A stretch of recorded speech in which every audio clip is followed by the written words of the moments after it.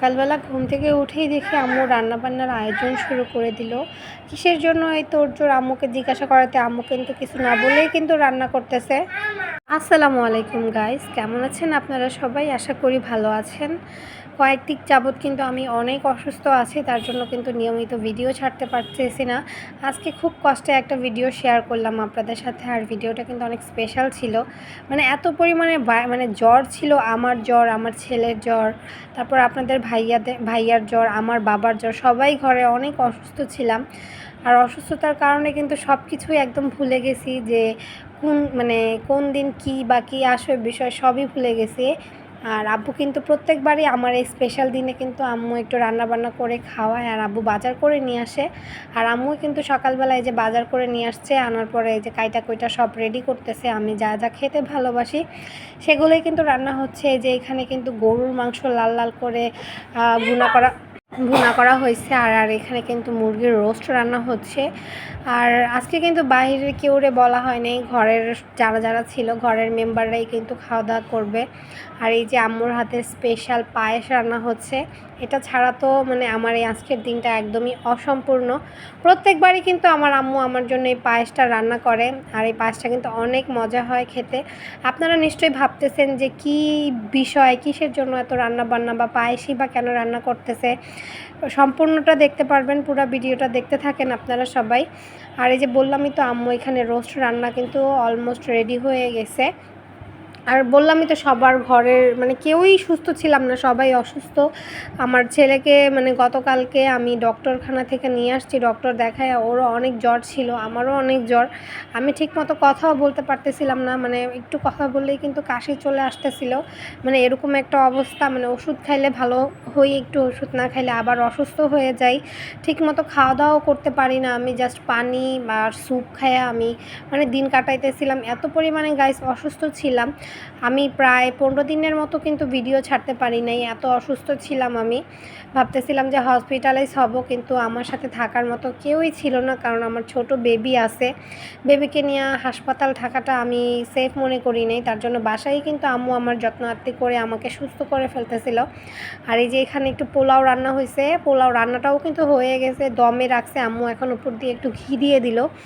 আর এই যে এখানে গরুর রেজালা রান্না হচ্ছে, বিয়েবাড়ির স্টাইলেই রান্নাবান্নাগুলো হচ্ছে, যেহেতু একটা স্পেশাল দিন ছিল। আমি তো ভাই ভুলেই গেছিলাম, কবে কি কার কি সবই ভুলে গেছি। আম্মুর তো মনে রাখছে, কারণ মা তো মা সবসময় সব কিছু মনে রাখে, মারা কখনো কোনো কিছু ভুলে না। আর আজকের এই স্পেশাল দিনটার জন্য কিন্তু আমি পুরো 1 বছর অপেক্ষা করছি, যে অনেক প্ল্যান করছি, এটা করব সেটা করব, কিন্তু অসুস্থতার কারণে কিন্তু কিছুই করা হয় নাই। আর এখানে কিন্তু রান্নাবান্না রেডি হয়ে গেছে, গরুর রেজালা, তারপর গরম গরম ধোয়া ওঠা পোলাও, এই যে সব খাবার দাবার কিন্তু আম্মু এখন টেবিলে বেড়ে রাখছে, এখন আমরা খাওয়া দাওয়া করব। এই যে ধোয়া ওঠা গরম গরম পোলাও রান্না করছে আম্মু, পোলাওটা থেকে একদম ধোয়া বের হইতেছিল। তারপর এই যে এখানে কিন্তু আছে মুরগির রোস্ট, এই যে মুরগির রোস্টটাও রান্না হয়ে গেছে। আম্মুর হাতে মুরগির রোস্টটা কিন্তু আমার হাজব্যান্ড অনেক পছন্দ করে, ওর নাকি অনেক ভালো লাগে খেতে।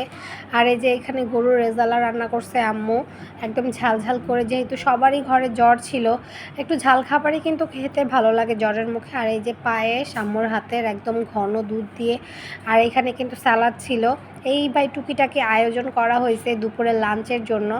আর খাওয়া দাওয়া শেষ করে কিন্তু আমি একটু ওই যে পায়েস নিয়ে বসছি খাওয়ার জন্য। পায়েসটাই আমি খাইতে পারছি, কিন্তু আমি খাবার দাবার তেমন খেতে পারিনি, যেহেতু গলা ব্যথা ছিল আর প্রচণ্ড কাশিও ছিল। কাশির মধ্যে মিষ্টি জিনিস খাওয়া ঠিক না, তারপরও আম্মু অনেক যত্ন করে আমার জন্য রান্না করছে, এখন যদি না খাই তাহলে কী করে হবে। কিন্তু আর খাওয়া দাওয়া করে আমি সন্ধ্যাবেলা ঘুমাইছিলাম।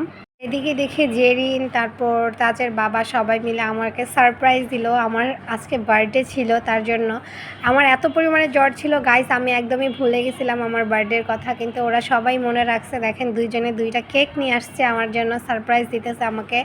আমার ছেলে তো পুরা অনেক এক্সাইটেড কেক দুইটা কাটার জন্য, আর তার থেকে বেশি এক্সাইটেড ছিল এই মোমটা ধরানোর জন্য। বারবার ও মনে করতেছে এটা কি বাসি না কি বা কী আসে বিষয়। আমার এত পরিমাণে সন্ধ্যাবেলা জ্বর হয়েছে গাইস, আমি চোখে কিছুই দেখতেছিলাম না, একদম ঝাপসা ঝাপসা দেখতেছিলাম। তারপরও যেটা পড়াছিলাম সেটা নিয়ে কিন্তু এই যে সবাই মিলে কিন্তু কেক কাটলাম। এখানে তাজের বাবা আছে, তাজ আছে, আমি আছি। জেরিনকে বলছি আসার জন্য, জেরিন আসে নাই, তখনও শরীরে আমার অনেক জ্বর ছিল, তারপরও সবার মন খুশি রাখার জন্য কিন্তু সবার সাথে বসে একটু কেক কাটতেছিলাম, কিন্তু আমার ছেলে তো ভাই কেক কাটতে দিবে না। দেখেন চাকু নিয়ে যাইতেছে গা, ও কেক কাটতে দিবে না, ও একা একা কেক কাটবে, কাউকে দিবে না, এই একটা অবস্থা। ঘরের প্রত্যেকেই অসুস্থ, প্রত্যেকেরই জ্বর, শরীর খারাপ। এত শরীর খারাপের মধ্যেও যে আমার জন্মদিনটা ওনারা মনে রাখছে, এটাই আমার কাছে অনেক মানে ভালো লাগলো দেখা। আর প্রত্যেকবারই কিন্তু আমার এই জন্মদিনটা এরকমভাবেই আমি সেলিব্রেট করে থাকি, ঘরের সবাইকে নিয়ে একটু আম্মু রান্নাবান্না করে খাওয়া দাওয়া করি বা বাহিরে একটু ঘুরতে যাই। আর এবার তো কিছুই করা হয়নি, কারণ জ্বর ছিল, বাহিরে যাওয়া হয়নি, কিন্তু অনেক প্ল্যান করছিলাম যে মানে অনেক কিছু করব। তারপর আলহামদুলিল্লাহ আম্মু রান্নাবান্না করছে, খাওয়া দাওয়া করছি, ছেলেকে নিয়ে জন্মদিনের কেক কাটলাম। আর কি লাগে ভাই, দেখেন আমার ছেলে মাশাল্লাহ, দেখেন ওরা আমি মানে ও কেক নিয়ে হ্যাপি থাকবে, কাটবে, কিন্তু খাবে না। এই যে এখানে চেরি ফলটা নিছে, ও ভাবতেছে এটা চকলেট, মুখে দেওয়ার পরও খাচ্ছে না। এই যে আপনার ভাইয়া আমাকে একটু কেক খাওয়াই দিল, তারপর আমিও সবাইকে একটু একটু করে কেক খাওয়াই দিলাম। ও আবার ওর বাবাকে চেরি ফলটা খাওয়াই দিতেছে।